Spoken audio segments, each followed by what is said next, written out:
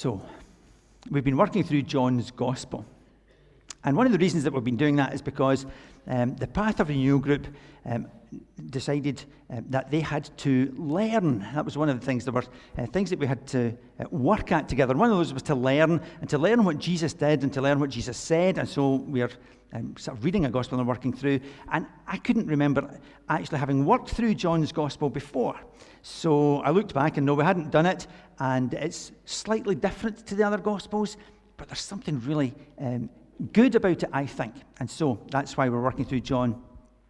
And one of the other things that the Path of Renewal group is supposed to do is to try and share what they've learned with other people.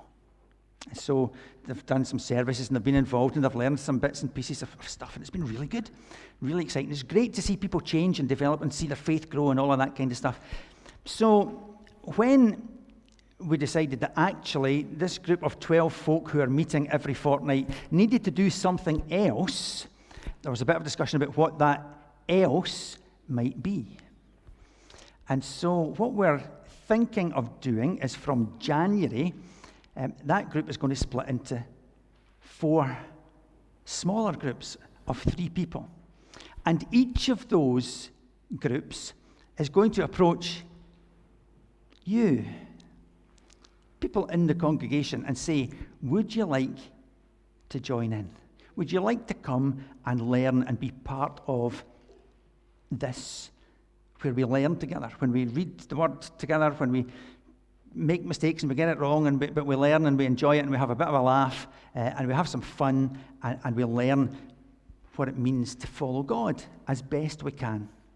And so come January, maybe even before that, if they're wise and sensible, they'll get in there early. I just want to encourage you to be part of that and to grow. Because actually, it's very easy to come to church Sunday after Sunday after Sunday and think that you're doing something, think that you're learning, think that you're growing. But actually, I know what I'm like. You know, I would much rather sit and watch the telly than read my Bible. Do you know what I mean? And we think we're doing it. We think we're learning. And actually, unless you actually take some positive step that's going to help you and encourage you with other people, it's quite difficult to learn and grow. And so there's support in there. There's accountability in there. You see, it's very easy for me with a group to say, you go and do your homework. It's great when you can do that. You know, you go and do that. But see, when somebody gets back to you and says, hang on a minute, what did you do about that? So that group holds me accountable as well. And that's a really important thing. So there's encouragement, there's accountability, and there's a strength in doing it together. And so if you're approached, I would ask you to seriously consider. And if you would love to volunteer, that would be even better. If you think, do you know, I really want to learn, I really want to grow, I really want to develop faith. What they're planning on doing is meeting once a month. Once a month. Now, there might be homework. Hands up to that. You might actually have something to read. But once a month, surely that's not too much.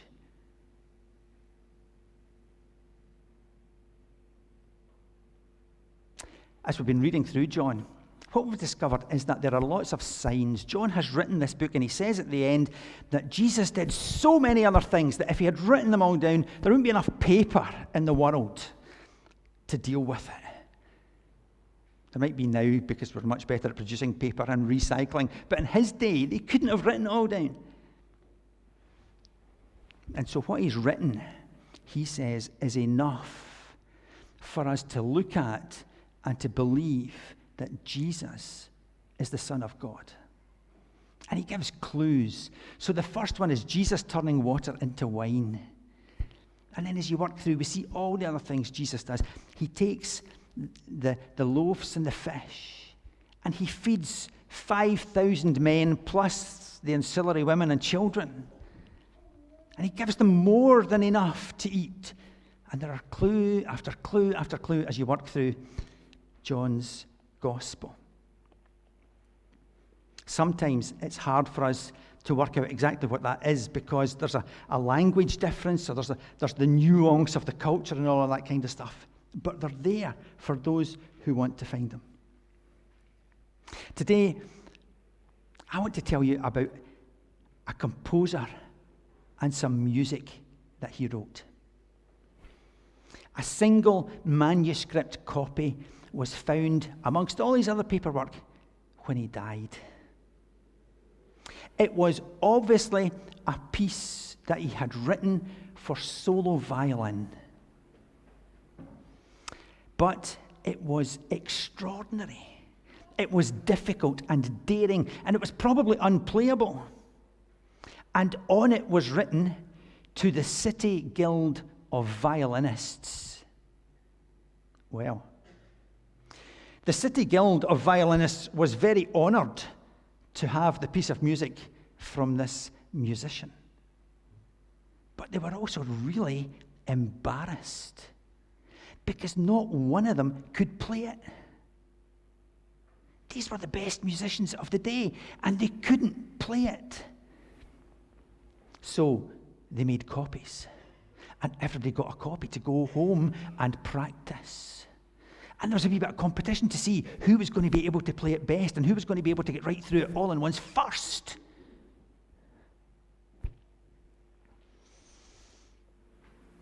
And then the excuses started. Surely he couldn't have meant those two notes to be played together. Surely he realized the tune wasn't very good. Surely his mind must have been wandering when he wrote this. It's just nonsense. We can't possibly be expected to play this tune. Well, there might be some interesting bits in it, but actually it's just strange and odd, and I don't get it. And surely he's done it deliberately to spite us before he died. And so the music was put away quietly and forgotten. And then one day, many years later, an old man with a long beard, and he was really scruffy and unkempt, he came into the city. There was no way he could be thought of as a musician. I mean, he had big, calloused, thick fingers that, surely couldn't play an instrument. I mean, this was somebody who had a manual job. He managed to get lodgings in the city. And it wasn't long until rumours started to circulate about strange and beautiful music coming from his room. Finally, some of the guild members gathered together to listen. And there were absolutely no mistaking it. He was playing the music that had been given to them. It was incredibly difficult to play, but not impossible. And as he played it, it began to dance and leap. It began to swell and fall. It was wild and strange and headstrong and sweet and beautiful. It was amazing when it was played by somebody who could play it. And as it died away, some of the city guild burst into rapturous applause. But others were furious. That's our music. That music was given to us. How dare he?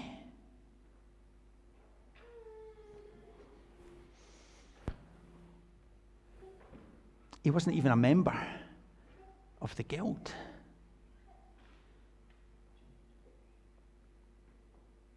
And then the window opened. And the man looked out.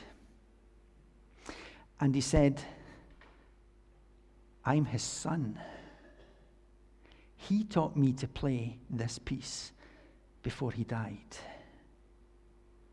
He made me a member of the guild before he died because he was its honorary president, But they wouldn't believe him.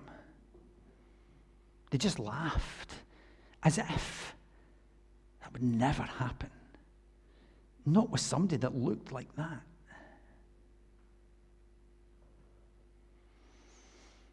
The next morning, the man was gone, and the music was never heard in that city again. In the passage that was read today, Jesus quotes a verse that has puzzled people for a long time.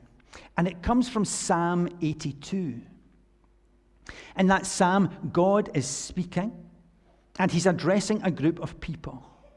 He's warning them that although they claim to have special status, they've not lived up to it.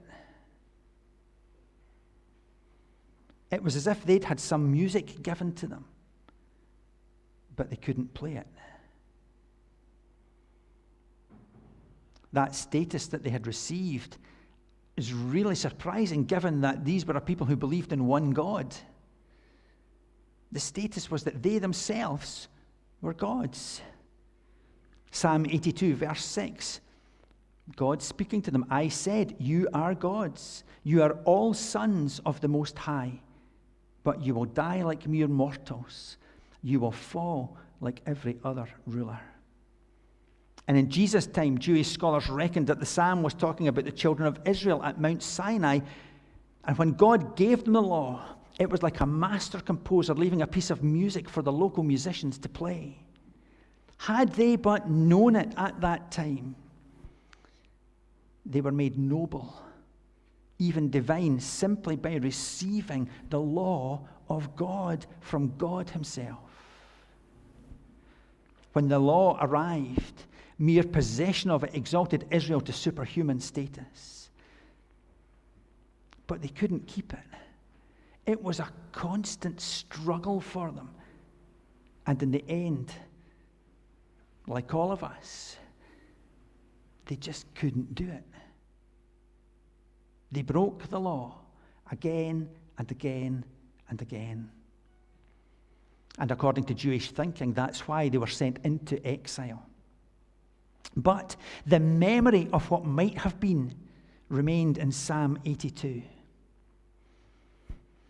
And here someone arrives and begins to do things that causes people to make strange claims about him. It's as though for the first time they're hearing that music being played as it should have been. And they're horrified because they didn't know that anybody could do it. In fact, it was established belief that nobody could do it. And the implication of that is staggering. The union of humanity and divinity had arrived right there, right then in their midst. Jesus, both God and man, right there in their midst. And as you read through not just John's Gospel, but the other Gospels, see how often they try to trap him by asking him a question about the law. But they never get him. Because he knows not only the tune, he knows the composer.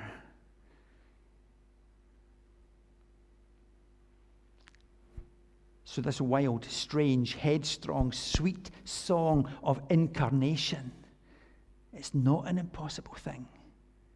John's Gospel starts with, in the beginning was the Word, and the Word was with God, and the Word was God. And then it tells us that the Word became flesh. In, is it 7 weeks? Something like that. 7 weeks tomorrow. We'll remember that. The Word became flesh. Emmanuel, God with us. He was right there in the middle of them. And you know what? Sometimes we think, why did they not get it? Why did they not see it? Why did they not understand? You know, look around you today.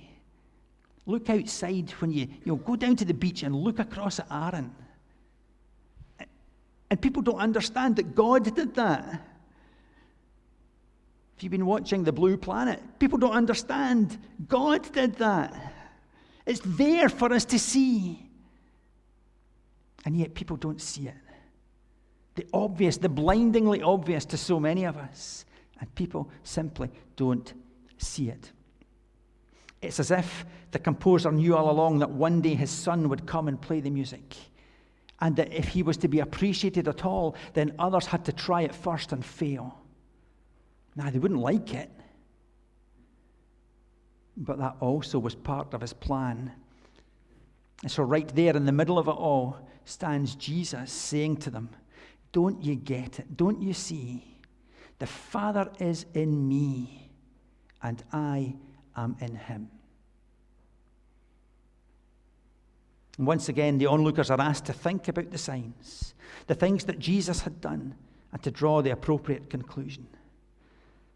How could he do these things? But only because he and the Father were bound together in this wonderful unity that shocked and startled them then, and that still shocks and startles people today. There were some people there who looked at the evidence and decided that everything that John the Baptist had said about Jesus was true, that he really was who he said he was. And they believed it. And they trusted him. Next week, we're going to think about that biggest clue that John gives us so far of raising Lazarus from the dead. Now, it's not the first time that somebody had been raised from the dead. Go back to the Old Testament and you'll find it there. But here's another clue about who Jesus is. So the question we face today is whether we are ready to look at Jesus with an open mind, or if we are like the religious people of his day and we have closed our mind, believing that nothing that is said about him could be true. They did the whole, we know where you come from. We knew your father. How could he be human? How could he be God, when they knew that he was human? How could he do these things? And so they argued and they fought, but they were unconvinced. So far in John's gospel, Jesus has called himself the bread of life, so that if you trust in him, there will be no more hunger or thirst. He's called himself the light of the world.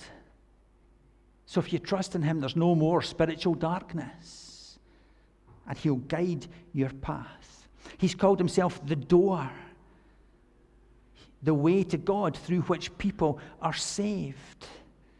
He's called himself the good shepherd and said he gives himself for the sheep. He's going to go on to more, to say, I am the way and the truth and the life. But if these things are not true, then actually we're wasting our time being here this morning. But if they are true, it changes everything. It changes you and me. It changes societies, countries. The world is different because Jesus came into it and gave himself for it. What will you do with Jesus this morning? Amen.